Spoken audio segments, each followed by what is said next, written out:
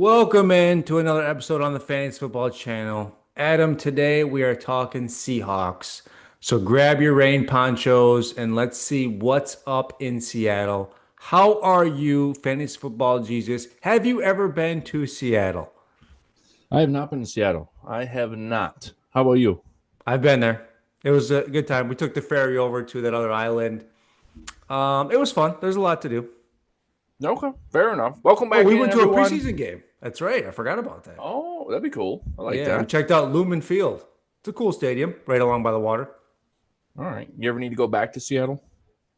Um, Maybe someday. Not on Rush though, for sure. Okay. All right. Fair enough.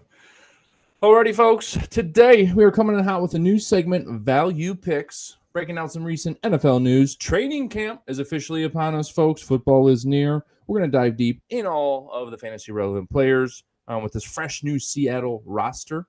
Coaching breakdown, offensive line analysis. Let's have a day here, folks. Grab yourself a Civic Treasure, a Lion's Tail, or most refreshing, a Storm Cloud, which is apparently Seattle's local take on a Moscow Mule, and let's get it going. Kyle, what's happening in the NFL news today? Love it. Yeah, we got some drama. Kyron Williams reported training camp, even though he's in the midst of contract negotiations, so that's good to see. Um, and then an interesting one I just saw today: Scary Terry, who is seeking a new contract, did not report for training camp today. Yep. I did see that. And he said outwardly, he was like, without a new deal and more money on the table, he's like, it's tough to see me on the field today. So that boy wants to get paid. He's 29. He wants to get paid. And after, being with them through good and bad, I don't blame him a ton, but he's getting up there in age. Juwan Jennings did report to training camp despite wanting to be paid more, potentially being the only wide receiver for the 49ers that's going to start the season out. So we'll be curious to see how that goes. We'll see if he reports to practice when that time comes.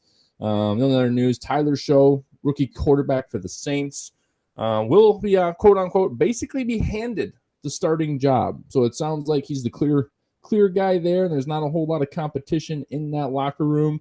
The Saints are expecting to have a terrible or a very tough season. So we'll see if he can prove the doubters wrong, because he does have Chris Olave, Rashid Shaheed, and Brandon Cooks. He's got some speedy weapons out there, so we'll have to keep analyzing that and see how they do.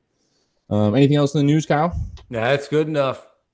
Love it. Well, we are going into value picks. And what value picks are, folks, is we have each chosen 3 players who are not in the top 50 ADP for a standard one quarterback league that we think have some value based on where they're going. Okay. I am going to lead us off here with my first value pick, and it's a little bit of a homer, but it's Jaden Reed. Okay. And the reason for this is there's a lot of mouths to feed on this Packers offense. So they have all these wide receivers have been devalued quite a bit because we don't know who's going to get the volume. We don't know who's going to get it. You got Dobbs, you got Golden, you got Reed. Watson's going to be questionable. A lot of mouths to feed, yes, but it's a great offense with a great quarterback, and he is their number one weapon. So I think there's some serious value in getting Jaden Reed with where he's fallen this year. Yeah, I like that one. You want to alternate? Or are you gonna do all 3? Yeah, let's alternate. You go back and forth. I can breathe. All right. My first one is Xavier Worthy. ADP is 62nd overall. Rashee Rice's time is, coming off an injury and the court stuff too. Like, he's going to miss some time for sure. And Xavier Worthy was very explosive, especially at the end of the year. He put up points. So it's almost like a budget Tyreek Hill for the Chiefs in the past, in my opinion. I don't see anybody else on the offense that's going to be able to make plays like he can. Okay, fair enough. I like that. I definitely see the big play potential there, and Rashee Rice coming on slowly, so I see that a little bit. Alrighty, number 2 for me, and this one is gonna shock some people a little bit here. Travis Hunter. Okay, Kyle, I know you're already frowning over there. You do not like this as a value pick. What do you make of this guy? Is he a quarterback? Is he a receiver? Is he both? Has anyone ever played both sides of the ball in the NFL? This isn't high school. This isn't middle school. Not in the past decade or two. No, they have not. However, that's exactly why this is a value pick segment, and I like him as a value because he is one of the best talents out of the wide receiver room out of this draft. The dude's a freak athlete, super quick, can catch the ball well, but more so that question mark there, this is risky, don't get me wrong, but there's a question mark there of Is he going to play 50% on each side? Is he going to play 75-25? We don't know. But if he does turn out to be a great wide receiver weapon, due to his talent, I see some serious value here for this cat, whether you like it or not. Yeah, that's something I would be watching closely if I was interested at all, Yeah, yeah, absolutely. especially in redraft. I mean, you can make a better case in Dynasty, in my opinion. All right. Yeah, I mean, Okay, Dynasty next for one for sure. me, Brian Robinson Jr., running back for the Commanders. Again, you want good pieces of good offenses. This is a good offense. He's one of the most underrated running backs year in, year out, in my opinion. Yep, yep. So he's the lead guy in a great offense. So I only see good things for him, and I see him at a value. His current ADP is 85th overall. So he's a great value pick for me. Okay, fair enough. Travis Hunter's ADP was 74 for those that don't know. But my final one is a fun one. Guerrero, the 49ers backup running back as a value pick. One, first and foremost, he is the best handcuff in all of the NFL. And really the value for him is, does CMC play the full year and healthy? With him aging, I don't know if that answer is a for sure yes. So due to that, if CMC goes down at all, Guerrero is going to, when he comes in, he gets all of the volume in a run heavy offense that is pretty rock solid overall. So that's why we're doing value picks. I see a good value here. What is your thoughts there? Yeah, I mean, when you own CMC, you want to look to get this guy no matter what, in my opinion. That's I have both of them on my dynasty roster, and Yep. it's almost so like, is that enough? Because you always want to own the running back for San Francisco. However, I think Guerrero also went down and didn't play as much last year either, and I don't know that he's got the best track record of staying healthy. So, but I'm more 80, optimistic than most on CMC this year. I think he's going to come out of the gate strong, and I think we're all going to be like, "Oh, this guy was the best running back 2 years ago." for sure. Well, with Guerrero being ADP 156 overall, if anything happens to CMC, you are getting yourself a number one or number two running back that immediately fills his shoes. And, obviously we hope CMC a healthy year, but history tells us that ain't a for sure thing. Yeah, that's fair. Okay, last one I got is Keon Coleman.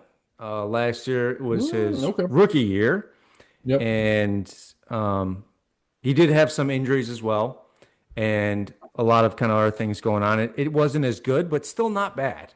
And I see a big year two jump from him. He's still going to be, I think, the best talented receiver on this receiving corps. It's a good offense. You want pieces of a good offense, More and talented than Shakir? he is the bigger play guy. So I like Shakir in PPR formats, and I think they're talented differently. Is how I look at it. But if I'm taking a flyer one, it's still Coleman for me. And ADP of 127th overall, like that's good value. And I would like to really see a big year two jump, and history says it happens. So as long as that can, put the pieces together and he can make that jump, I think this is a big value. Okay. Right on, right on. Yeah, Bills wide receivers always scare me a little bit because Josh Allen does such a good job of spreading the ball, never having a main guy minus Diggs in the past. And, they run it so well, or at least they did last year. It's interesting, but I see it. Yeah. Alrighty, folks. That was our value picks of the day. Let us know what you think in there. Give us a comment. Give us something that you think is a good value pick. Whatever you want to do. We are moving on to the NFC West. Talking about Seattle. Seattle last year. Surprising when I dug deep on this. Finished 10-7 overall. Second in the division. Right behind the Rams, who were also 10-7. It's interesting. In the years past, I've always considered this one of the strongest, best divisions in the NFL. They're usually always highly competitive, and I think the past couple of years that's kind of dipped down quite a bit, especially with San Fran not doing as good last year. So I think this division's kind of dipped down as opposed to multiple years ago where they were always a battle over there. Total offense for Seattle last year: 332 yards. Rushing rank, folks, was pitiful. 28th in rushing, 95 rush yards per game, and 17 rushing TDs. Pass rank, much better. 8th overall, 236 pass yards per game, and a measly 21 passing touchdowns. Las Vegas has this team's total win-loss projection at 7.5. Kyle, where are you taking on this 7.5 line for Seattle? God, I feel like these teams are all so similar in these odds. Yeah. A lot of them are between 6 and 9 overall because they got to, find the middle point for sure. Being that what they had on their roster last year and they had 10 wins says they can easily get 7.5. But we've had a large overhaul at in the passing game here, in my opinion. So A tough huge overall. division. I Yeah, still think they can get 8 wins. I would forecast them for 8 wins. interesting. I would not. I would put them right at 7, actually, and I would go under on this. Under. I think Okay. the 49ers have more of a bounce back year. And with a brand new quarterback in this team where you're losing your two of your main wide receiver weapons, a shaky offensive line, I'm going under on that myself. Okay.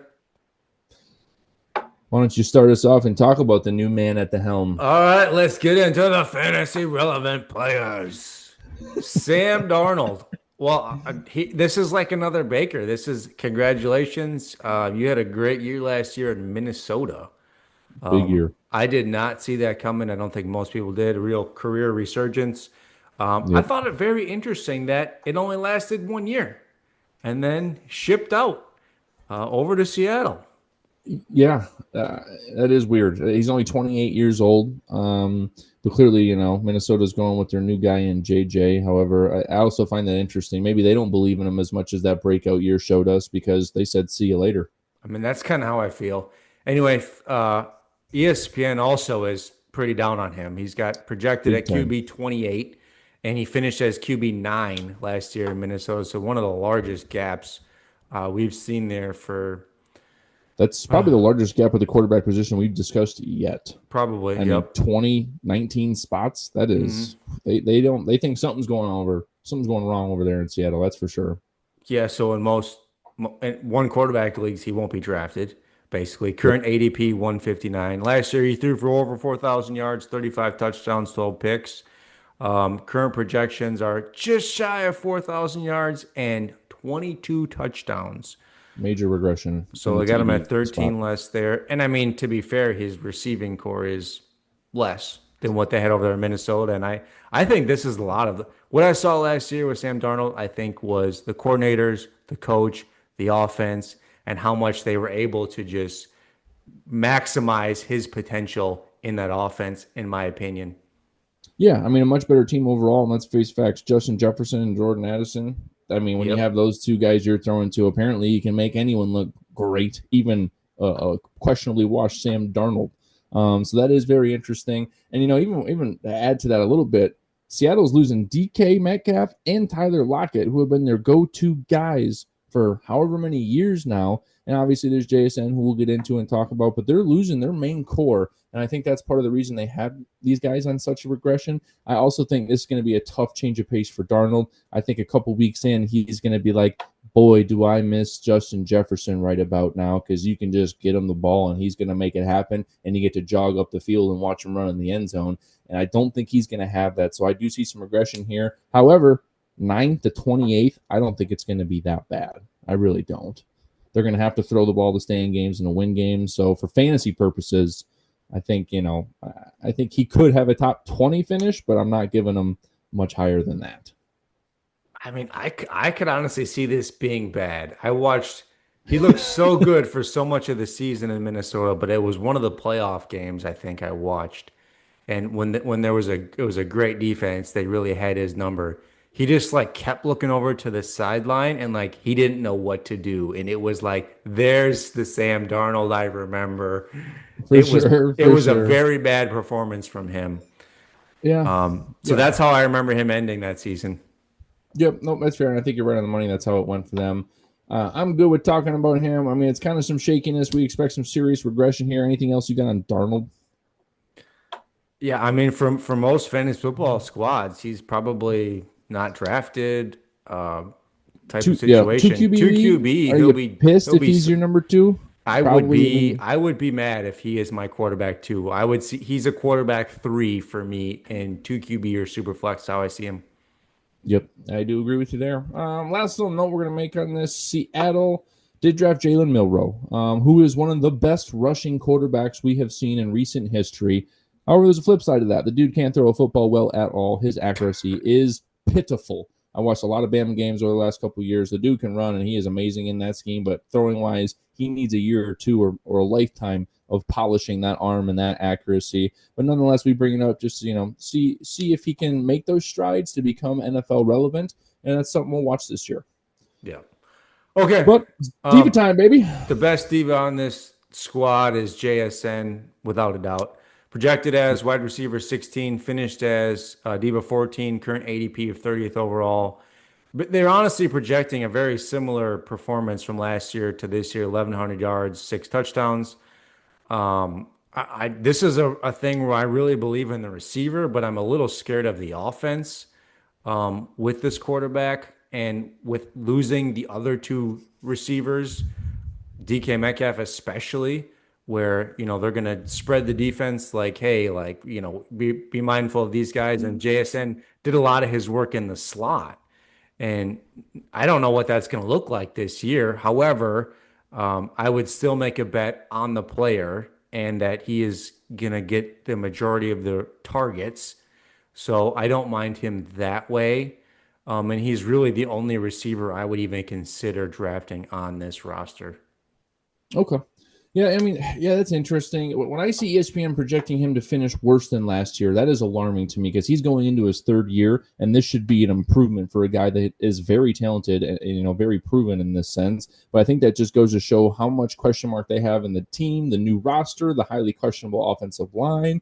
But one couple positive things we can talk about: he's going to get more targets. He's not going to get less targets with DK and Lockett being gone. So PPR-wise, he's going to get over 150 targets, if not more. Last year, he had 137. ESPN's projecting him 133 targets. I don't know where they're expecting these targets to go. I think he has well over 150 targets and well over 110, 120 catches. So for PPR formats, I like this cat. And we'll see. I think they're going to be playing from behind and need to throw the ball. So I think he's going to get some garbage time as well. Kyle, is there any world where JSN can finish in between the top 5 to top 10 range as wide receiver? I don't know. I don't think this offense is going to be very good. So what's really tough for me to say, I guess if he had some crazy production in the red zone, which I don't see. So I guess it would mostly be in a PPR setting, just with an absurd amount of targets because the other wide receivers suck. Well, you're not wrong there, but it's only 6 touchdowns projecting, and he had 6 last year. I see that number going up, and like I said, I see his catches and his targets going up. Top 10, probably not. But since he's projected Diva 16, I could see him making top 12 to 14 just due to the target share and just due to him being the only guy there that's really proven and gonna crush it. Yeah, I'm fine with where he's being projected as a finishing receiver. His current ADP is a little steep, I would say, 30th overall. So I'm probably just not going to draft much of him this year is how I look at it. Yeah, end of the 3rd round. But I don't fault anybody. I can see it going either way here. Yeah, I mean, you're getting a number 1 wide receiver who's going to get a heck of a lot of targets. I like him more in that middle 4th round. If you can get middle 4th or after, then I think he's a little bit more, value worthy there just because of his talent. But that's interesting. I think with a different quarterback, he's a top 10 receiver. Yeah, and you know what? Maybe Darnold pulls another one right out of his backside. Maybe he does, and keeps it going and shuts us all up. Maybe he does. I'd be happy for him if he did do that. But all right, let's move on here to talk about diva number 2 on this roster, and this is another peculiar situation in Cooper Kupp. He is currently projected diva 43. He finished last year as wide receiver 39 in LA, and he's been on that squad for a long time, and he's had Stafford throwing to him for quite a few years now. His ADP is 91st. Just to refresh everyone, last year he finished with 67 catches, 700 yards, and 6 touchdowns. This is interesting. In LA. Yes, yep, correct. This is interesting because Matt Stafford and a more offensive-minded head coach and just a better team, in my opinion. Yeah, I mean, the first thing I say that I like about him, there's a lot of available targets to go in this offense, and they got to go somewhere. They got to go somewhere. They ain't going to MVS, and they ain't going to some of these other no-namers. Jake Bobo? So I do think, exactly, I do think that if he is healthy this year, he is going to have a ton of targets, and he's going to have a potential to be a great value pick at going diva number 43. I mean, he could, if he stays healthy and out there, he could finish as a top 25 wide receiver. Is it likely? Probably not, but there is some potential value here. But let's talk about the cold, dark reality. His ankles are made of glass. Okay, this guy has sprained his ankles repeatedly over the last few years. On top of that, throughout his career, he's torn his ACL, he's sprained his MCL. He has done a lot of damage to his lower body, and those high ankle sprains are the worst ones to get compared to the lateral side of the low ankle sprains. And once you have that laxity in those ligaments, you are much more prone to getting injured again. So, and those high ankle sprains keep you out 4 to 6 weeks. So, unfortunately, if any of those come in the mix, it's not going to be good for him in his season. He's 32. I hope him healthy. If he stays healthy, I think he's a great value here. And if he goes down, I think it's going to be pretty ugly. But Target's got to go somewhere, right?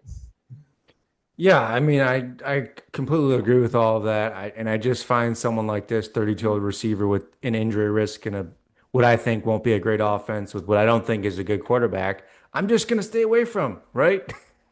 Like if you think you can find some value out of this, sure. And maybe if he even goes a little later than his ADP, fine. But most of the time, I'm probably just staying away. It's not attractive to me. Yeah, I get that. Here's my hopeful situation for him. Who was the receiver that played in Minnesota forever and then went to Carolina? Oh, Adam Thielen. I Yeah, could see that is some my Adam hopeful. Thielen-esque style That games is my here. hopeful Yes. situation where all of a sudden the quarterback's like, this guy knows how to get to the right spot and the soft spot in the zone. He knows what he's doing. He's going to get 10 to 12 targets a game and catch for 8 catches for 100 yards. I mean, that's potential. If he's healthy, there's potential for that Yes. because he knows what he's doing out there. So I hope he has an Adam Thielen hopeful season, and that's probably about the last I'll say on it. Okay. All right. And then the honorable mentions, MVS projecting him for 300 yards, couple touchdowns, and Jake Bobo. Other than that, let's move on to the tight ends. Noah Fant was tight end 29 last year after missing about 4 games and pretty much a Yep. disappointment. He is no Yep. longer with the team. They drafted Elijah Arroyo, projected as tight end 34, and is currently not being drafted, pretty much.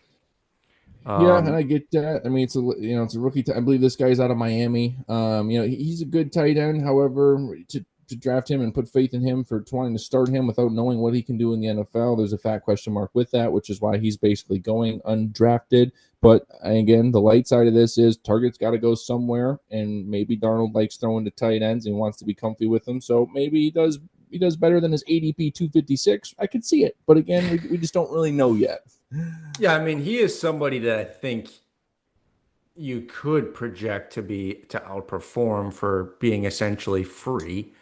Yep. But it's somebody that I'm probably not going to draft, and most people won't. But Yep. you get a good week one or performance or a lot of target share, or looks his way if he's a very talented guy. Then I could see a quick grab and stash. That's where I could Sure. see it. Yep. And who he's competing with is second year tight end AJ Barner. So those two are going to be duking it out for the tight end position. Barner last year, 30 catches, 245 yards, 4 touchdowns. So not a whole lot of fantasy relevance there at 38 targets and 30 catches.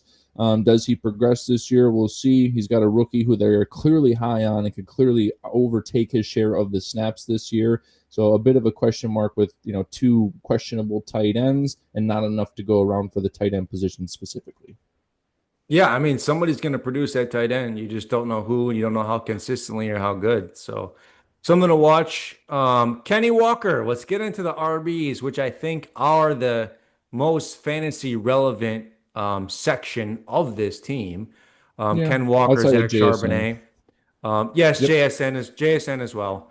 But I would much rather draft the running backs on this team than I would the other way around. Ken Walker, ESPN projected RB14 right now. Last year finishes RB29, missing about 6 weeks. Current ADP 44th overall.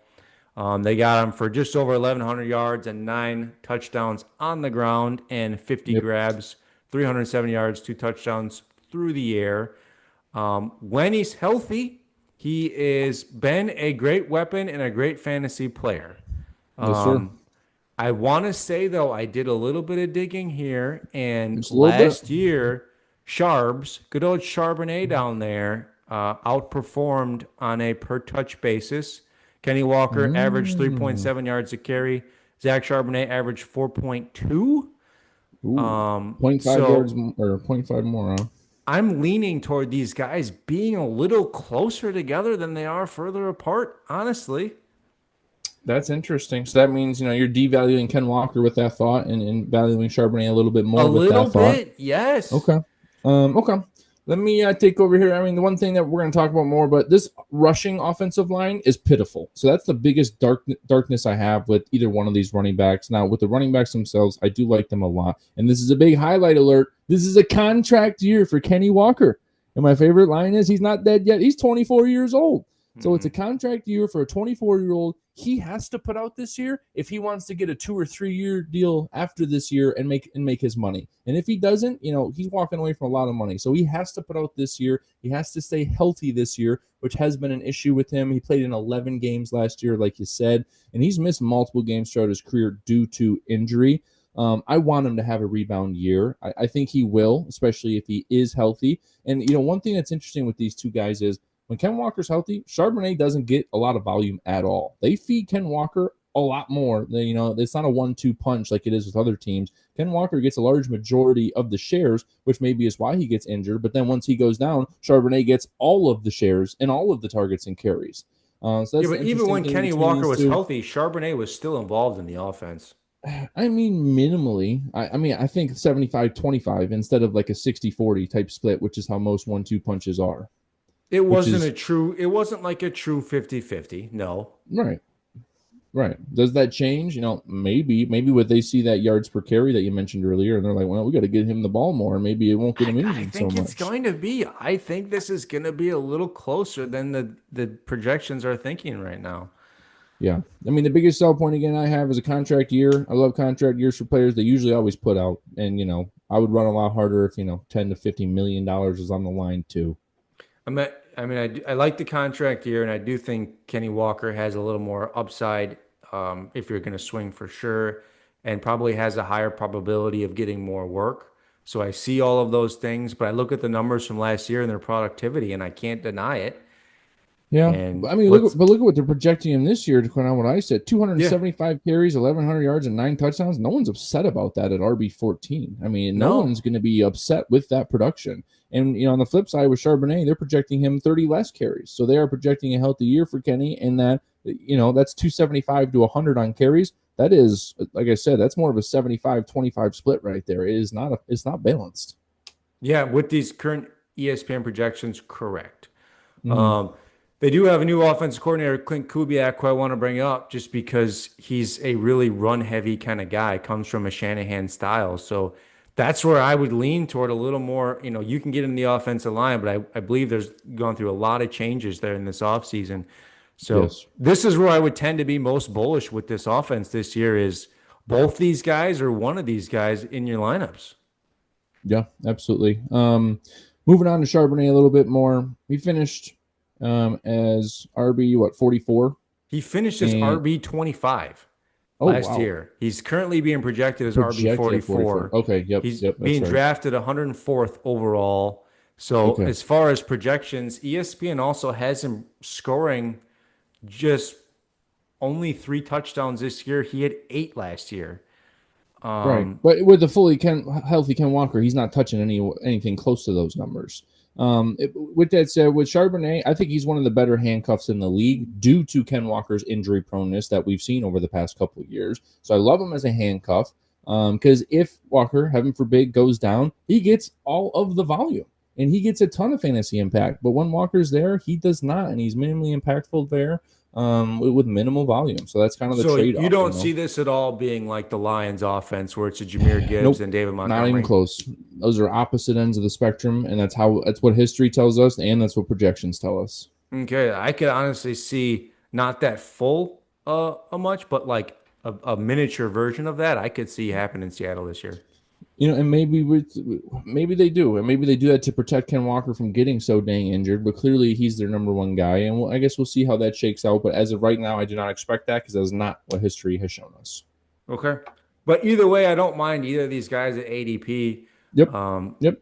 Absolutely. So that's just what I like best on this offense, and I think they're going to be a little better running the ball this year. They're going to have to be because it was terrible last year. It was terrible. 95 yards a game ain't getting the job done. I see regression in their passing game, but I see a lot of progression in the run game this year. Yep, I like where your head's at with that.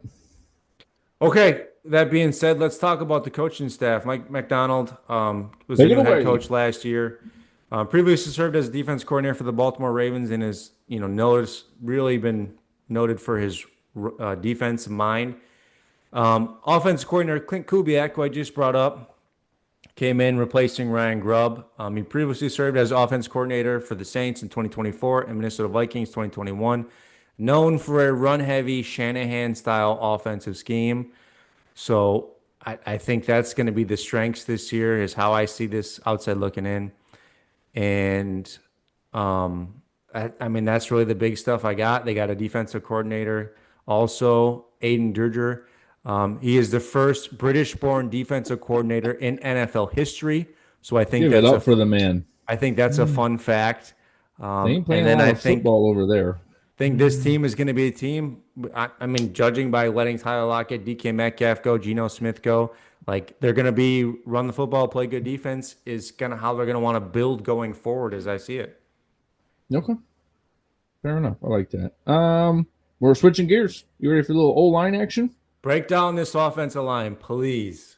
It is a sketchy one. It's not something you want to be breaking down, but nonetheless, here we are. We're doing it. Last year they finished as 30th overall offensive line, and that was largely because of a pitiful rushing game. Their passing blocking was a little bit better, and they made some adjustments, and they addressed their offensive line, especially the left side. Their one highlight point is, and I'll go left to right here, Charles Cross, their left tackle. He's phenomenal. He's the best offensive lineman on this team to help protect that blind side. Left guard, Gray Zabel. Anthony Bradford and him are kind of in the mix with that. Center, Oluwatimi. Right guard, Christian Haynes. And right tackle, Abraham Lucas. All right, this offensive line, it has a new offensive line coach in John Benton, which is another factor that it's going to take a couple weeks for these guys to figure things out. Like I said, Charles Cross, the left tackle, was exceptional. He is the highlight of this offensive line. And they added the left guard, Gray Zabel. He was a rookie. He was their first overall pick this year. Okay, so I love that as well. I like Gray Zabel. Their left guard and their left tackle are going to be very, very strong. Expect a lot of runs to go that way this year, and defenses probably will too. But the other aspects of the line is there's a lot more of a question mark there. They need to improve a lot, and the center and the right side of the line, they got some things to work out with John Benton, that offensive line coach, because it is shaky. And, this offense has gone a significant overhaul with players from their quarterbacks to their receivers. Their running backs are one of the few guys that are still, staying in there. So there's some question marks out there. New coach, new players in there. We'll see how they do. I expect them to improve, okay? I don't expect them to improve to be a top 15 offensive line, though. I think in between 15 to 20 is what they need to be shooting for. Hopefully they run the ball a little bit better. Hopefully that rookie pick is phenomenal for them. But the right side is sketchy, and I do not love that. Okay. So last year they were ranked 28th. That was the preseason ranking last year before 2024 was 28th, and they finished 30th overall. And what about this year? Do we have any of those? Right now, I mean, you go off last year, 30th overall with the new guy in there, probably 20, 25 in between that range. Okay. I mean, new offense coordinator, new offensive line coach. I think they are trying to address this. So I gotta believe in it a little bit is how I would look at it. But obviously, it would be nice to see it first. But I would believe in it a little bit for sure. And at the end of the draft, they got 2 tackles as well, so they added some depth to their tackle positions. They were after the 6th round, so not a ton of high price action coming in with it. Okay, let's talk about those. I'm just going to touch on the departures, which we probably already know. Geno Smith to Las Vegas. DK Metcalf traded to Pittsburgh. Tyler Lockett is released. Noah Fant is also gone. And then they brought over Sam Darnold as their starting quarterback, wide receiver Cooper Kupp, and then Marcus Valdes-Scantling. And I also want to bring in here, I'm just doing offense. However, DeMarcus Lawrence from the Cowboys they brought over as a draft picks. Yep. Like I said, and like I highlighted, first and foremost, offensive lineman, Gray Zabel in the first round. Love that for them. Safety, Nick Emanwari, and tight end, Elijah Arroyo in the second.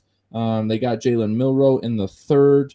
And after that, they went, defensive focus with some defensive tackles. They did get a wide receiver in Torrey Horton as well. I'm happy they addressed the offensive line in this draft, which is great. That's what they needed to do. We're going to see how those guys pan out for them. And, they're sitting on Milroe, who is a special talent running the ball, but, he's got to figure out how to pass the ball quite a bit. Okay. All right. What are your final fantasy thoughts on the Seahawks for 2025? Yeah, it's going to be an interesting year. So many changes out there, so many changes on the outside. I think JSM is going to get a ton of production through targets. I think the running backs are going to do well, especially in Ken Walker being on a contract year. And Sam Darnold, let's see if he has it in him to do it another year. The last thing I'll say is next week we are headed to the desert. So drop off your rain ponchos and pick up your water bottle because we're going to Arizona, folks. Ooh, that'll be a fun one. Yeah. All right. Thanks for tuning in to the Fantasy Football Channel. We will catch you guys in the next one.